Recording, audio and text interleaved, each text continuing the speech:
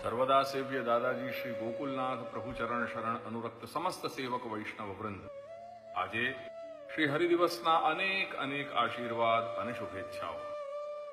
પુષ્ટિમાર્ગીય જીવની જીવનચર્યામાં નડતો પ્રતિબંધ બે રીતે સમજાવ્યો છે, એક સાધારણ અને બે શ્રી ભગવાને કરેલો।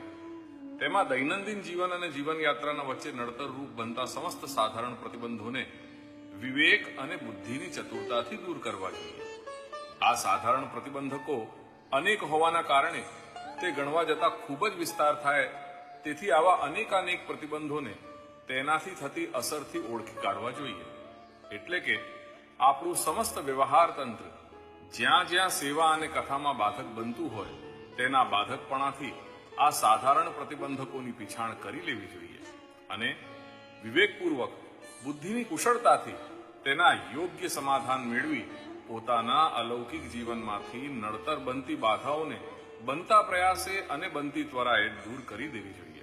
ભગવાને કરેલા પ્રતિબંધને સામાન્ય રીતે જીવ બુદ્ધિથી ઓળખી શકાય તેમ નથી, તેથી જો નિરંતર કોઈક વિઘ્ન બાધાઓ આવ્યા કરતી હોય અને આપણા વિવેક બુદ્ધિ અને કાર્યકુશળતા પણ કોઈ કામ ન લાગતા હોય તો છેવટે શ્રી ગુરુ ચરણ શરણમાં બેસી શ્રી મહાપ્રભુની વાણીના નિદર્શન અનુસાર આ બાબતના સમસ્ત અણસારને જાણી પોતે સાધકની અલૌકિક યોગ્યતાને ખ્યાલમાં લેનારા શ્રી ગુરુચરણોના માર્ગદર્શનથી આગળ વધવું જોઈએ।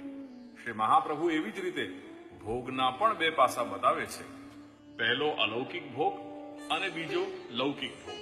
જેમાં અલૌકિક ભોગનો મતલબ એવો છે કે માથે બિરાજતા શ્રી પ્રભુને દાસભાવપૂર્વક લાડ લડાવતા શ્રી પ્રભુના ઉચ્છિષ્ટ સમસ્ત દેહ ગેહ ઉપયોગી સંભારથી જો સહજપણાથી નિર્બાધ દેહ ગેહનું પોષણ સિદ્ધ થતું હોય તો તે બાબતે ચિત્તમાં ભગવત કૃપાનું સંકેત માની પ્રસન્નતાપૂર્વક ભગવત ઉચ્છિષ્ટ વસ્તુ માત્રથી દેહ ગેહનો નિર્વાહ કરવો, જે કોઈ પણ ભક્તિ માર્ગીય જીવનું પરમ સૌભાગ્ય છે।